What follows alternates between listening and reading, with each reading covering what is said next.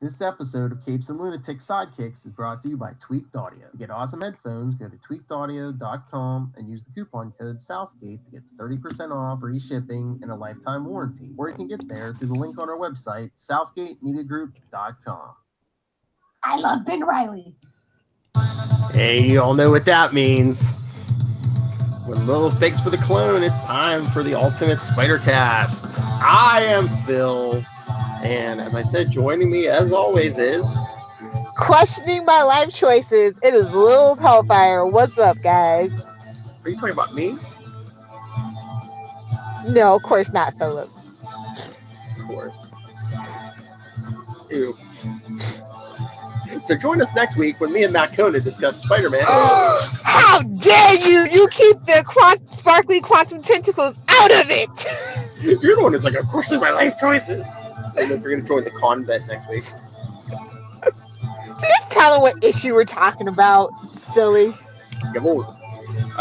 This time, well, we're starting our new month, so since we'll be getting to Amazing Spider-Man 2 movie at the end of the month, it's Electro month. So we're starting with Spectacular Spider-Man 157 from mid-November 1989.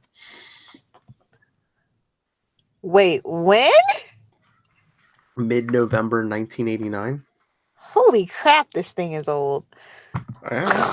You know, the Michael Keaton Batman has just been in theaters for a couple months.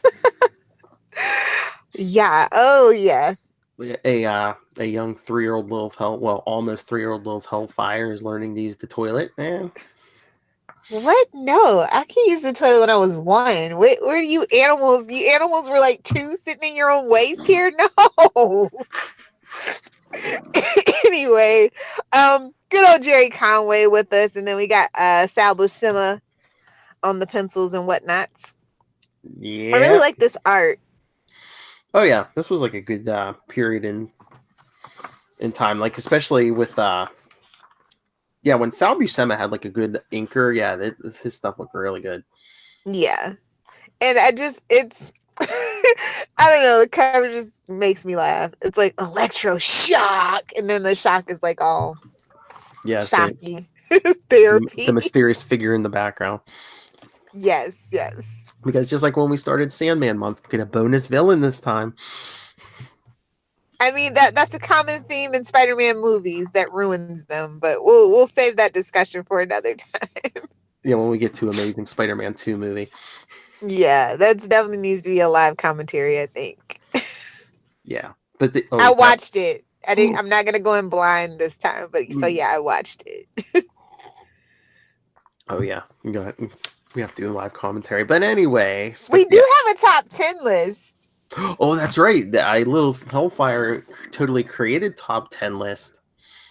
And what with that list, if you've been listening the last couple of weeks, Lilith Hellfire promised this, and I finally made her cash in. So what was your top 10 list, Miss Hellfire? Top 10 hottest female Spider-Man characters.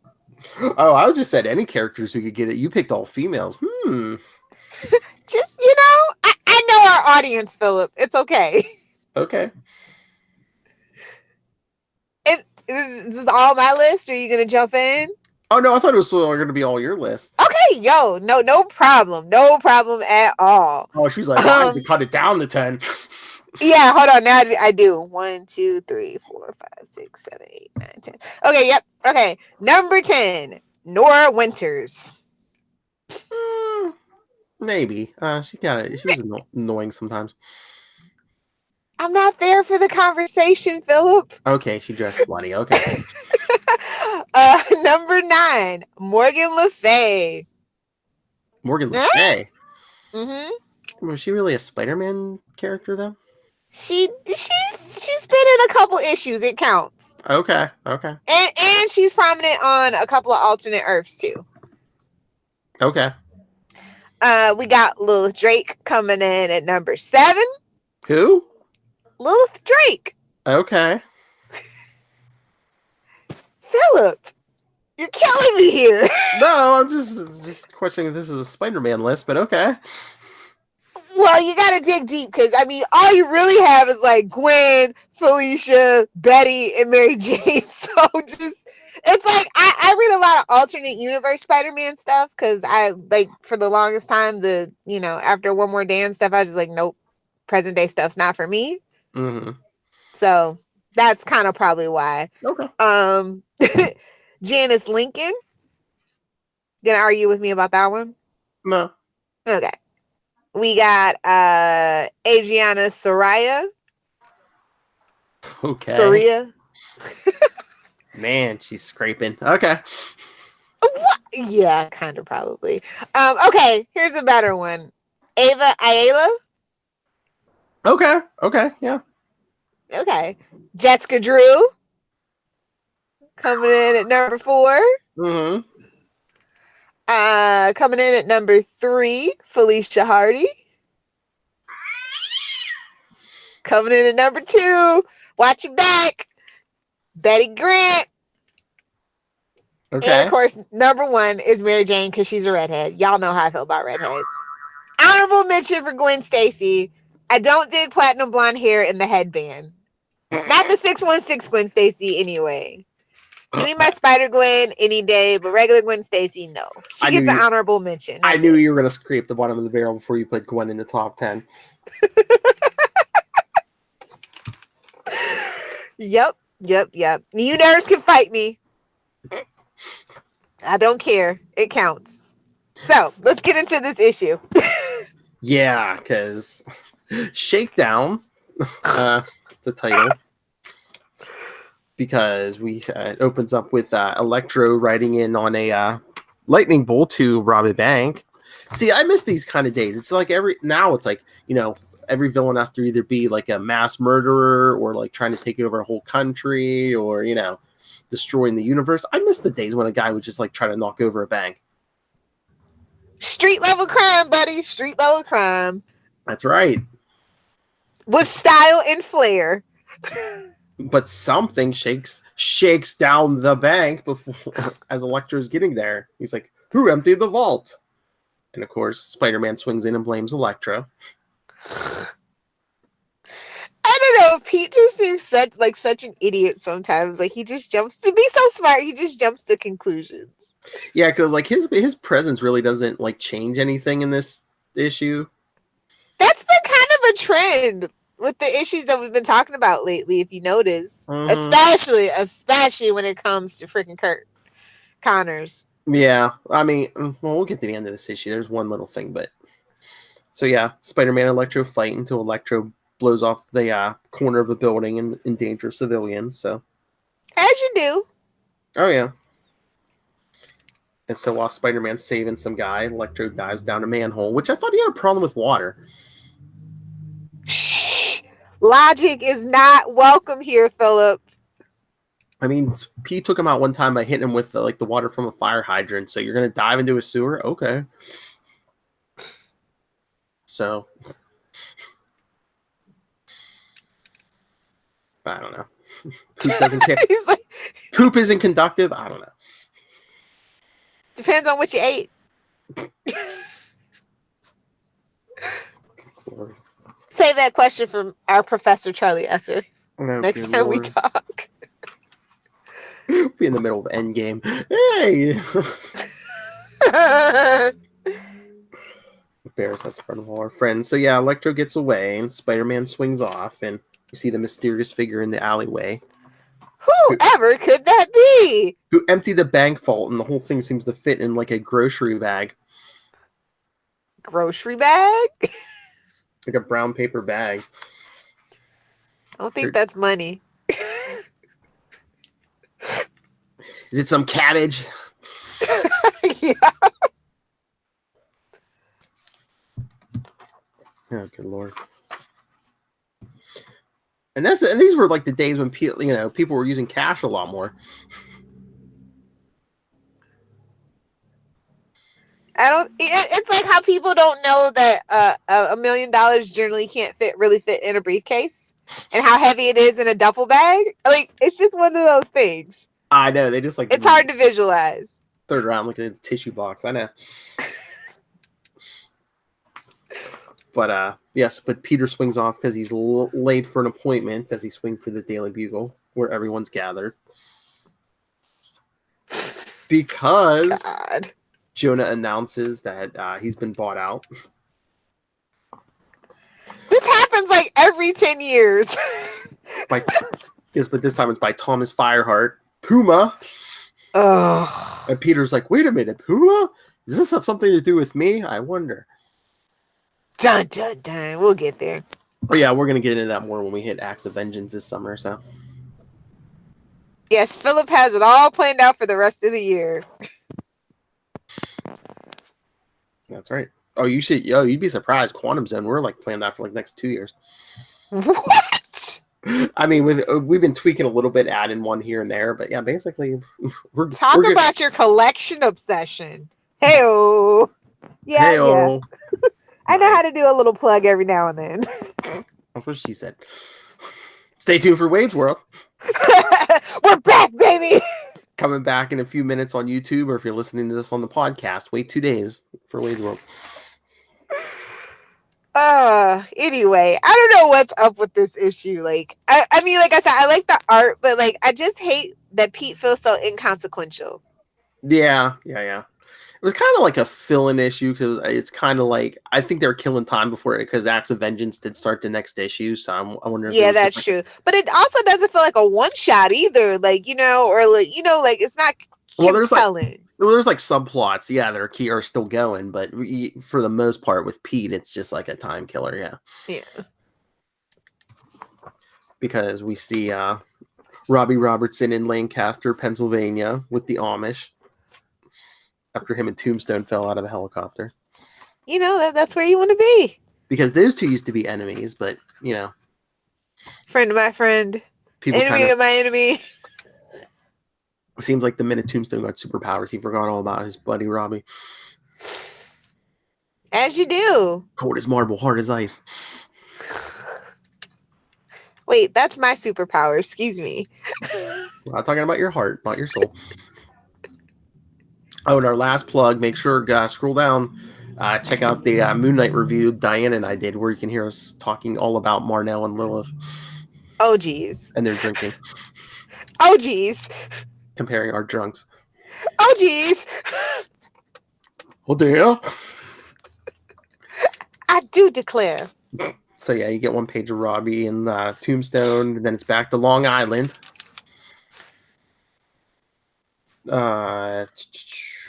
Yeah, where Electro's yelling at the little guy he bought the plans of the bank off of at Sensor Security. So you name your security company Sensor. Is that like naming your bakery Spatula? Cookie sheet. Something like that, yeah. Just seemed like it.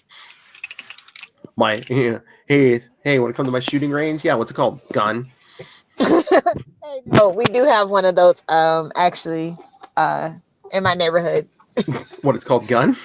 It's just called the range. Well, at least that's somewhat, it's more clever than gun.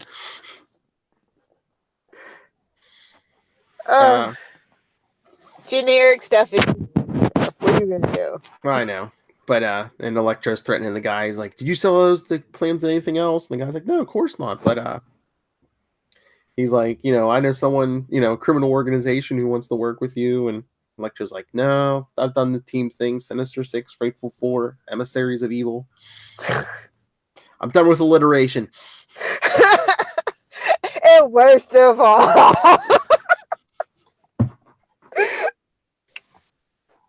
Now on, I'm freelance. Hey man, that's the way to be. Yeah. Hashtag how you doing, Simmers? They just got a freelance career update in our patch. So that's kind of, yeah. So back to a Soho loft where Peter and Mary Jane were living. Swanky. Yeah. I don't know, man. Like, I don't know. It's just something about, like, I just feel like people get very, like, weird with Mary Jane. Like, they just don't want to write for her. Yeah, I mean, I think that was some of the people's problems with the marriage is when they didn't rate her good. Yeah. I think it was kind of like intentional. They were like, I have a solution for your problem. Yeah. Well, It's just like, no, take a damn writing class and learn how to write women. That's it. But yeah, they're living in the top of this factory because, you know, Harry Osborn, was in between bouts of insanity, was letting them stay there, giving them a break on the rent. Bouts of insanity and amnesia. Get it right. And drug abuse, yes. It's almost like all three of those go hand in hand for him. I don't know. If there's any kind of illness like that, yeah, Harry has them all. Like father, like son. But here's what I don't get. Like, I get Peter and Mary Jane's like living here because they don't have a lot of money. But isn't like Harry rich? Why are they staying in the same factory building? Maybe he secretly owns it. I mean, he does own it, but I'm just saying. I mean, he owns his own company. I think he's rich enough that they could have like a pretty decent apartment or something. Or it could be hip and trendy too. I mean, it is Soho, so I know. But weren't they living on like Long Island or something? Or yeah, which is not the city. Just saying. I guess. But they have a kid. Not for nothing. No offense, Long Island, but you're not the city, okay? Yeah, but they don't got a kid. I thought all the yuppies moved to the burbs when they had a kid. If you're a lame yuppie, sure. Raising my kids in the city, damn it. Lilith, you gotta have a baby. Seinfeld reference. Yes, hashtag Seinfeld reference. You know what? We have to do like a live watch of a Seinfeld episode just because we mention it like every 2 seconds. Hey, when the next time we can get Maz, that way it's the 4. Oh, remember I said we either do a live watch. Remember I said, I think back in the day when we first started this, I said, you know, we should get like a script and do a live read. Yeah, we should. We should. You, me, Charlie, and Moss. Yes. Okay. Stay tuned to Capes. Charlie Cosmo Esser. Anyway, so they're going to a fancy dinner party in the warehouse they all live in. Because Mary Jane's helping Peter with his tie, and no, that is not a euphemism. Uncle Ben should have taught him. He didn't have a chance. The boy was like damn near 16, 17. He had a chance. See, that's my other thing. I thought he was 16 when he got bit, but I swear by the spider. But the last couple of years, I swear they keep edging it down to like 15. Nah, 16. That's classic. I know, but it seems like they DH him a year as they DH Aunt May by decades. Convenient plot point is convenient. And plus, he couldn't get a date, so, you know. But once he got in with Richards, you know, he got that pimple cream. And it was all downhill from there. The spider bite gave him abs, like it was lightning. You know, things turned around for him. I know. But yeah, so Peter and Mary Jane go, where was it? Did they live downstairs? Does Harry live downstairs, I think? Yeah, because Peter goes to the skylights. They gotta live downstairs. Yeah. And Flash is there. Flash Thompson. Yes! But sadly, it is not baby Joe Manganiello. No. But he's a ginger. Strawberry blonde, whatever. Yeah. It's a difference. And he says his date couldn't make it. I'm pretty sure that's Felicia Hardy. At this point, it should be. I believe it's at yes. They didn't want her upstaging Mary Jane. It's fine. It's fine. Oh, don't worry. She does that later. No, there's like one point. There's like one point when like she comes in with Peter and like the two of them and Mary Jane are talking, and then like I don't know, Flash and Harry and Liz are coming up the elevator, and they're like, "Oh no, what are we gonna do?" And because Felicia doesn't have any clothes, so she grabs like the most, like the tightest dress Mary Jane owns or something. As you do. Wear less, go out more. That's the single ladies motto. So after they put little Normie to bed, they sit down for dinner. Freaking little Normie. And they hear a big like rumble and explosion, and the power goes out. That's a little too close to home. I was gonna say, what is it? Florida and hurricanes? What? No, just severe thunderstorms. It's not hurricane season yet. Tropical depression, maybe.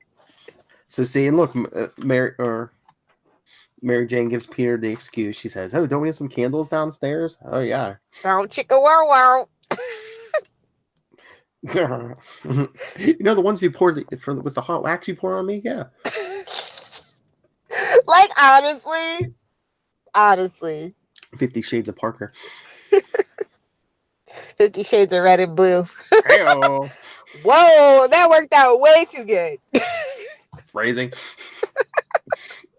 But yeah, so of course Peter changes in the stairwell and then swings to the financial district where another building's collapsed. Jeez. Where poor New York. You think it was Florida with all the sinkholes and collapsing the buildings do? Because this building held bearer bonds.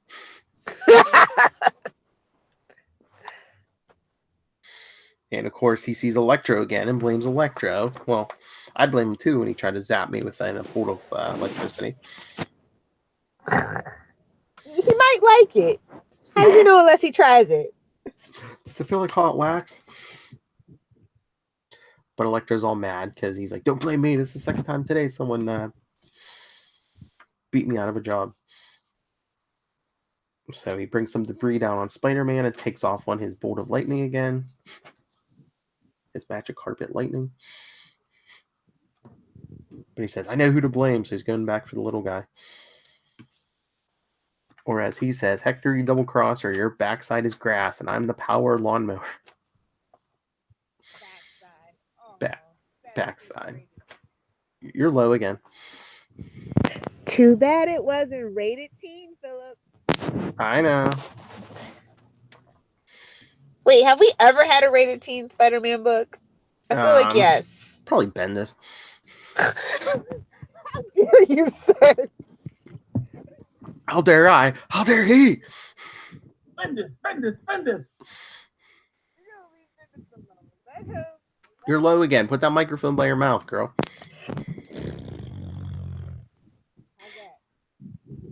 Still low. Such a dick. What? Such a jackass. I love when you try to censor yourself. You're low again. I don't care. Okay. Well, maybe the people listening in their cars and their gyms care. You should fix it in post for the people on the podcast. How about that? Oh. Shots fired at the editor. Lilith, I have a project for you. Okay. No. But no, Peter finds that the plans with sensor security on them, nice and plot pointy. But then we go back to Lancaster as Tombstone's going to beat Robbie, but he's not afraid of him anymore. But why do we care? We don't. Oh, well, this has been built in for like a year or two at this point. I know. They love to drag things out that don't need to be dragged out. Because I'm trying to remember, because like I think like Robbie hid he went to jail because he hid the evidence of Tombstone's crimes back in the day. Because like I think Tombstone threatened him. Was it the high school paper or maybe when he was just started out in the newspaper? Yeah. And Tombstone's like, "I'll kill you and everyone else if you tell anybody." Mm-hmm. But then meanwhile, back on Long Island, Electro's threatening the little guy. And he's saying, how much did you take to sell me out? But then he gets hit from behind with a shatoom. As the mystery figure stands revealed. It's because I don't think he's at this point. I don't think he had been around for a while, but yeah. So maybe everyone forgot. But The guy, I think Electro says he looks like a walking mattress. The Shocker. Like, how bad does it suck to be the Shocker in the Spider-Man universe? Oh, he's there, just gets punched in the face. Like, I think they summed up his character so perfectly in freaking Spider-Man Homecoming. I really do, because I was just like, yep, that's how that works. What, just a hand-me-down identity? Yeah, pretty much. Herman Schultz. But it's like, you also have like all these people that have similar powers to yours that are way better than you, better known than you. Yeah, but I mean, Electro is like pure electricity. Shocker's just like, it's like was it like vibro shocks? Yeah. Why he has to wear the mattress suit. Mattress suit. Isn't that what you wear on dates? No. My dates wish I did, though. Hey-oh. Oh, look, anytime you insult me, I just have to hold up the cup. My Deadpool cup for those on the podcast that says, I'm hilarious. Don't hate. Oh, man. Why does that have to say don't hate? Why can't it say don't judge me? I'm going to have to get you a custom cup. I was going to say, there's at least two of you. I can hold that up in your faces, but... So Electro and Shocker duking it out, and then Shocker pins Electro to the ceiling. Until Electro blasts him. Oh, God. I love that panel, though. What? Where they get into it. It's just like, they're like sassy little schoolgirls at that point. Oh, yeah. You still my man. But yeah, so he's battered and beaten, but Electro picks himself up and grabs the suitcase of, I guess, bearer bonds and takes off. Bearer bonds. Ugh. Bearer bonds. But nowadays it would be Bitcoin, but okay. Wow, it's 1989. Come on. I know. Greed is good. I know. And then he's walking out the door thinking, all's well that ends well. And Spider-Man's hanging there. Well. Not so much. And knocks him out and spilling all the bearer bonds. That costume, though, can we just talk about it? Like, Electra?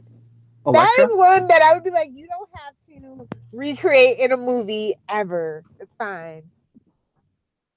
It'll turn out like Batman and Robin or something. Don't do it. What, the Electro one?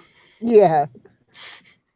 Well, I think that's why, as we'll get to an Amazing Spider-Man 2, I mean, they kind of went with, like, I think that's like the ultimate comics look, is he's just like blue electricity.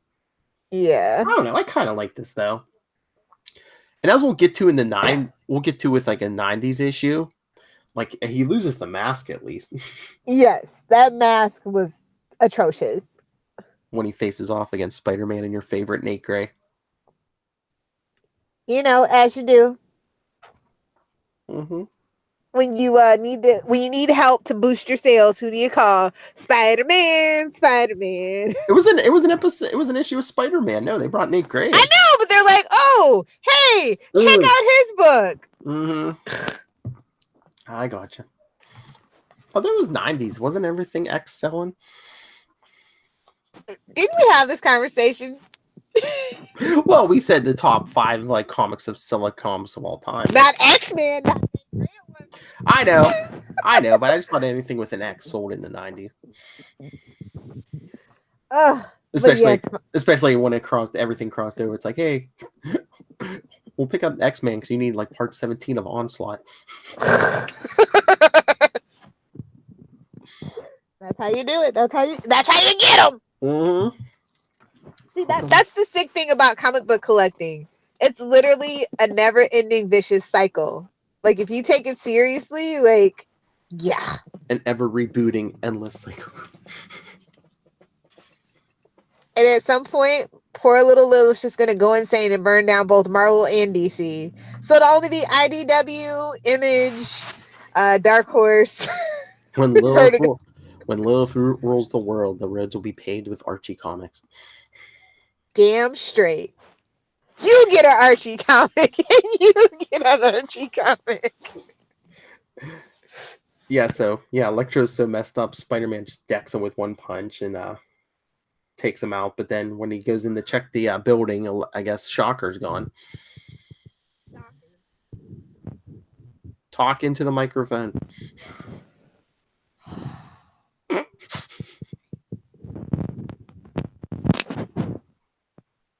Testing 1 2. Barely hear you. Keep going, Philip. Okay. Keep whatever animal or man or whatever combination it is off of you, okay, please? Good luck. Whatever's licking your face, tell him to stop, okay? But yeah, and then back to Lancaster where Joe Robertson is fighting for his life, and then he stabs Tombstone in the chest with a pitchfork, and Tombstone just turns around and it's like, "Oh, gee, I thought we were friends." Yeah, that was the best part of the issue. Fight me, I don't care. Psycho.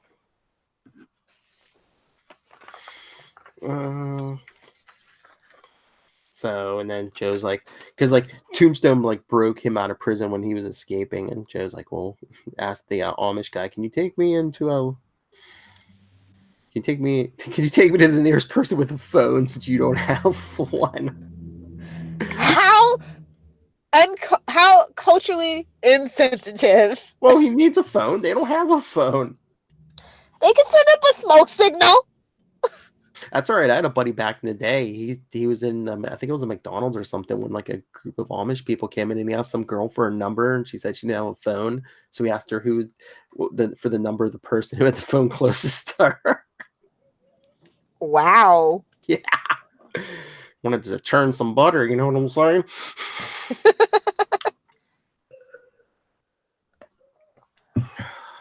All right, let's wrap this up. We're talking about churning butter. Little things to churn some butter. It's a Friday night. Anyway, yeah, so back to Soho. Peter shows up when the lights come back on. It was so dark. What's his excuse? It was so dark. I went up too many flights instead of our apartment. I locked myself out on the roof. You'd swear he was a blonde. Maybe it's sexually transmitted. Hey-oh.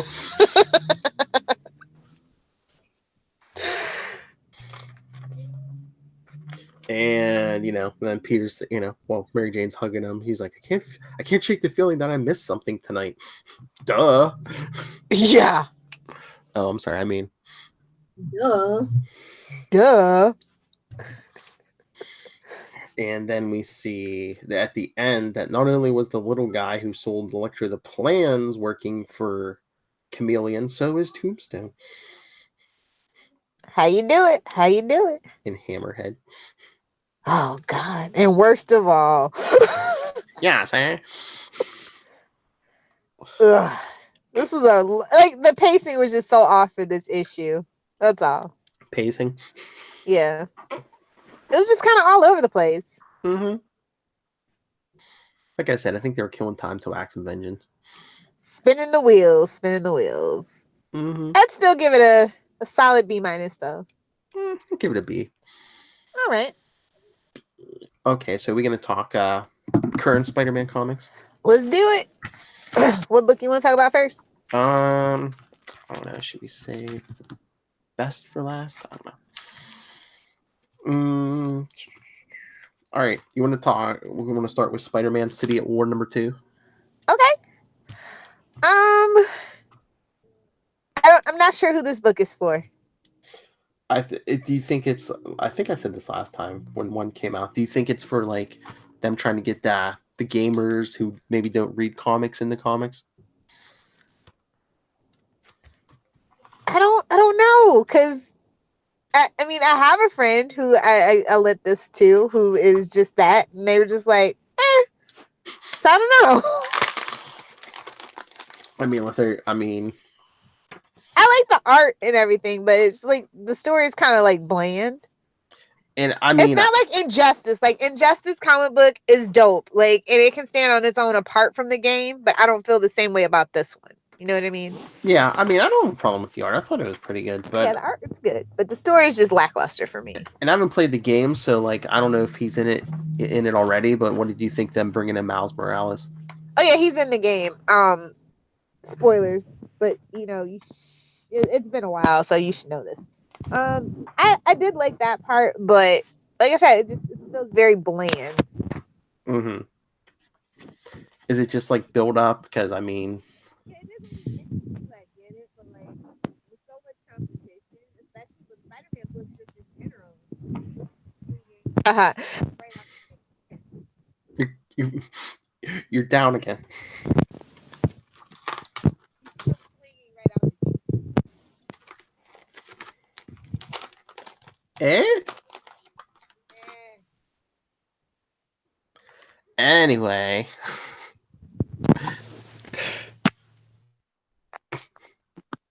Okay, Charlie Esser.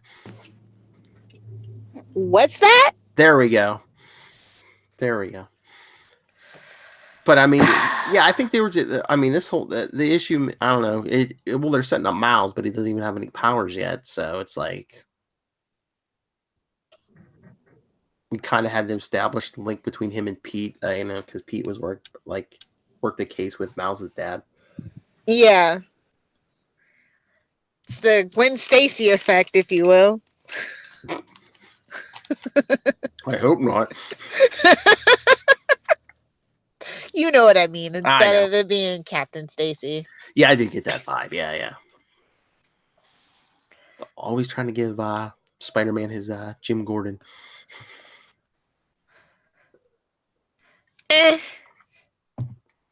Yeah, he really don't need it. All right, what other issues do you want to talk about? Come on. Amazing Spider-Man 19.HU, the Lizard issue. I actually thought this was the best Spider-Man book this week. Ooh, it was good. Yeah, I actually enjoyed the villain for once. Who's the Lizard? Yes. I actually enjoyed it for once. And I think the artwork is so stunning, and the story was very fast paced. It had like everything that you wanted. It had a good ebb and flow. It had a lot of comical moments and some serious stuff too.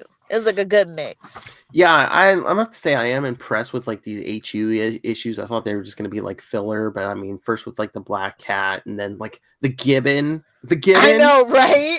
I was impressed with the Gibbon. I was like, holy crap! And now the Lizard. But yeah, these HU issues have been good. Yeah, that's definitely an A for me. Yeah, me too. And like I said, I'm just impressed. Like even the Gibbon issue, like they've done their homework, and they have pretty much the highlights of the backstory of all these characters. Yeah, and of course it's an A. You got Taskmaster singing karaoke. Come on. Okay, thank you. It wasn't just me. I was like, I feel like this belongs in a Deadpool issue, but I'll take it.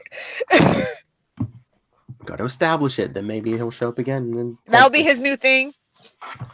Yes. Taskmaster : karaoke edition. he can copy any physical skill, including singing. You want to see me do my Britney? Oh, free her! Free Britney! You must not saw that trending. No. The other day. Yeah. I was trending the other day. Anyway. Next book. I know you read Miles Morales, number 5. I did. I think this is where they might lose me. Oh, really? Why? I don't know. It just feels really repetitive, and I don't know. Like, it's weird. Like, I didn't feel my Miles spark this issue, and I really was losing steam at the end of last issue too. So, is it just like, I mean, except for the school, there's like no. It doesn't seem like there's there's no big over arc or anything. Yeah, no or overarching story. Nothing. Yes. I mean, eventually they'll get to it, I guess. But like, I need a hook. Like I said, there's so many Spider-Man books, and just because I love Miles doesn't mean that that's going to be an automatic yes for me. You know what I mean? I think I'm tired of writers and just comic book people in general thinking, "Oh, you really love this character, so you're going to stick by it." It's like, no, economy's bad, bro. You got to make me care. You got to make me care. You got to make me want to put this on my pull list. Mm-hmm. And what did you think of MCU Flash Thompson?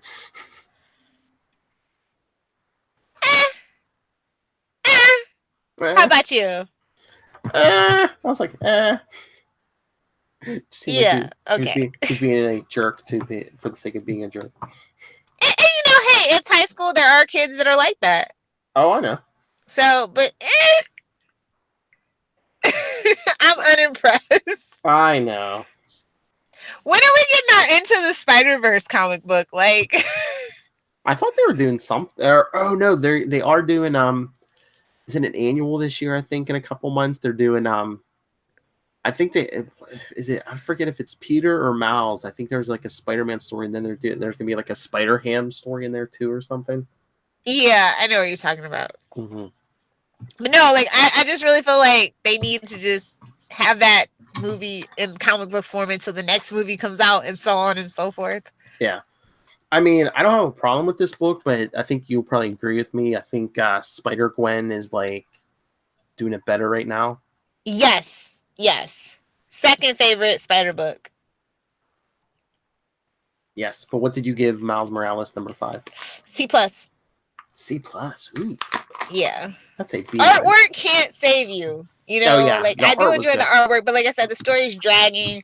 I'm losing interest. And it doesn't feel like Miles right now for some reason to me. Yeah. I'd probably say B-. That's because you're such a good guy. You're so nice. But I tweeted about it. I said I sense a trend in Marvel Comics this week. I don't know what it is. Big guns and pouches. It's the 90s all over again. Double fisting, just like your drinking style. Double fisted. Hey man, alcohol's not gonna drink itself. You don't buy it, you rent it. All right. You're an amateur. What, you don't pee? Mm-mm. Ever? That's till the next day when it's nice and absorbed into my bloodstream. I forget you're not human. Okay. All right. My favorite Spider-Man book of the week. Spider-Man Life Story number 2. I thought this was better than the first one. I think it's a tie for me. No, seriously. Okay. It's a tie.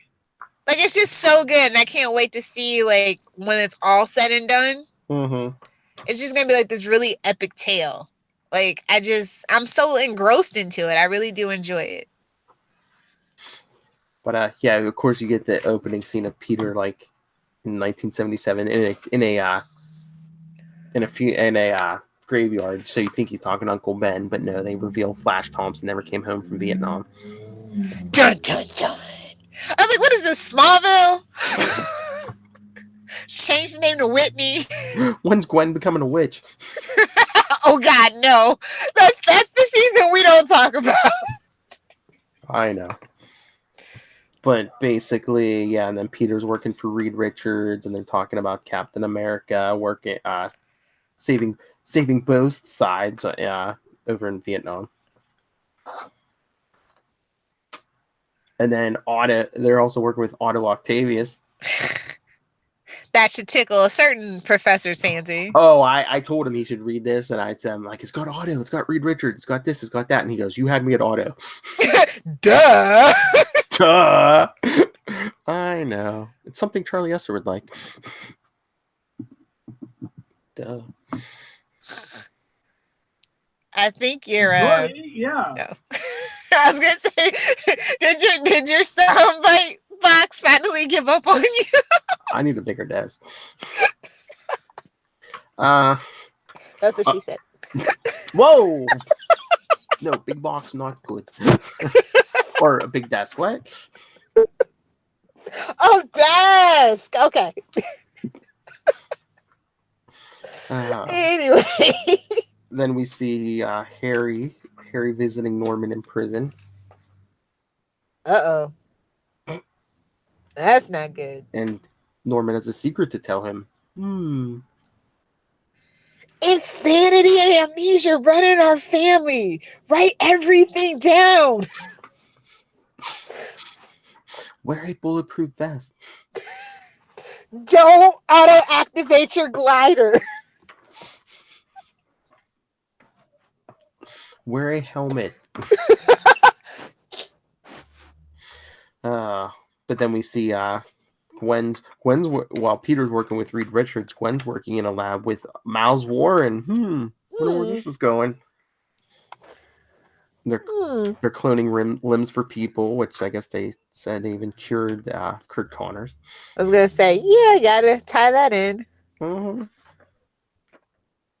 That's pretty advanced for the 70s, though. Just gonna say. It's the Marvel universe. I know. But I know they're probably gonna like change the costume like every decade. But I'm like, what's up with like the shoulder pads and like the knee pads and stuff on this Spider-Man suit? It's the 70s. I guess. You better be lucky it wasn't freaking shiny gold lame and shoot, what else did they? Oh, and bell bottoms. I know, but I guess they're just not like they're not even color. They're just like gray pads, like on this red and blue suit. You think they would have saved the shoulder pads for the 80s, right? Mm-hmm. And then, yeah, Peter swings to see Mary Jane and Harry at this club, and Harry's already passed out, and Mary Jane's high on something. High on his love. See, look, I told you. They keep retconning this now, the last couple of years, where Mary Jane says, I know your secret. I've known since you were 15 when you're swinging into your Aunt May's house. Stop. It's 16. 16 is the classic. I know, and I don't understand why they retcon that. It's only a freaking year.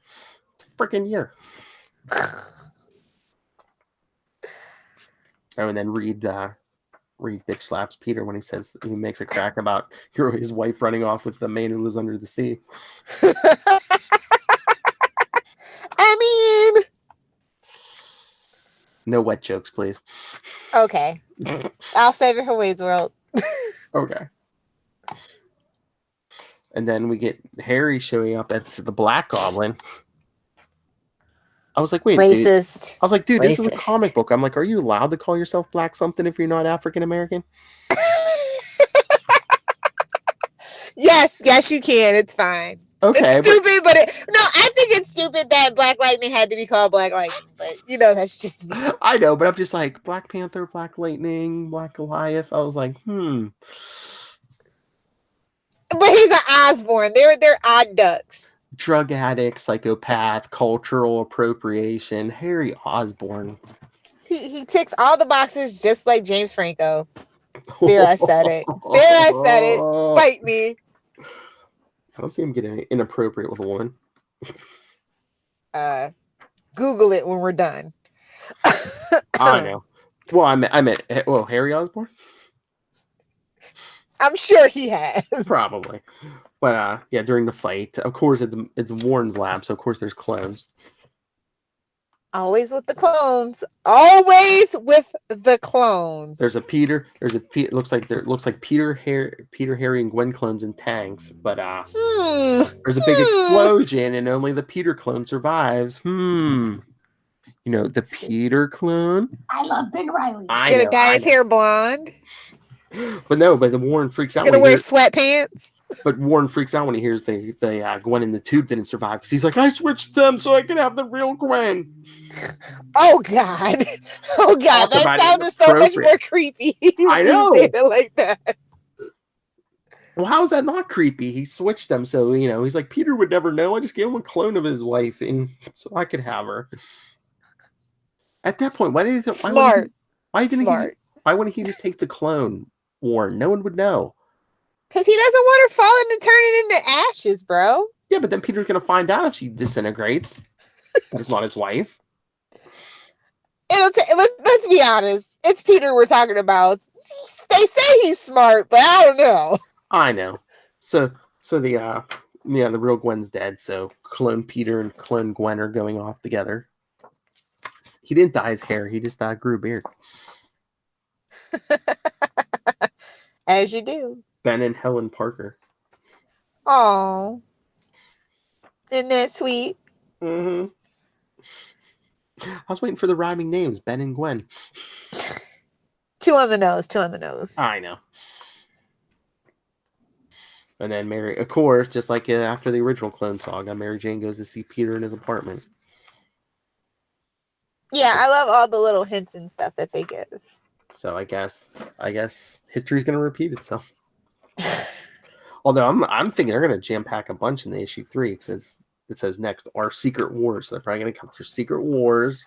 Then the cover has him laying in the coffin. So we're going to have to do Kraven's Last Hunt. Oh, I wonder if we're going to get Venom. Yeah, that's what I was thinking. Either that or in the 90s, probably. Yeah, they probably will save Venom for the 90s. The symbiote will like slither off for a decade, then come back with Brock. The hunt down old man Peter. Yeah, that was a solid issue. It's an A, but like I said, like I like it, but it's not like exciting. It's just it's fun as a Spider-Man fan to read through and see the little hints and tips that they give. You know what I mean? From like the other previous stuff. Mm-hmm.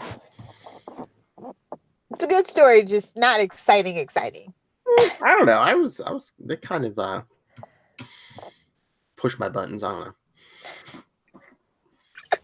It was clones. I know. Big Riley. Exactly. For the 80s, I like the 80s too. Secret Wars, Kraven's Last Hunt. All I can do is drop in Black Fox. And no, I'm not talking about Lilith. I'm talking about some old man. Perverts. All right, are we done? Yes. We went pretty long for an episode. We're going to do one issue. All right, so yes, stay tuned, everyone. In 2 days, or if you're on YouTube in a couple minutes, see, that's why you should subscribe to YouTube. We'll get Wade's World. Return to the top 10. This was just a warm-up. I could tell. Anyway, next time, we're going to be jumping into the 90s with Spider-Man 38, 39, and 40. Another Electro tale. Light the Night. All right, so email us, capesandlunatics@gmail.com, facebook.com/ultimatespidercast, @ULTSpidercast, and @CLSidekicks on Twitter. Call the voicemail, 614-382-2737. That's 614-38-CAPES. And remember, your one-stop shopping for all Capes and Lunatics, capesandlunatics.org. Miss Lilith Hellfire's gift to you all. And Lilith. If you nerds want to fight me about anything that I've said, please find me at Lilith Hellfire on Twitter or at Lilith Hellfire 86 over on the gram. Ugh. All right. So, if my music would work, I don't know. All right. Well, join us next time. Swing on. It's been long enough. All right. Swing on back. Thwip.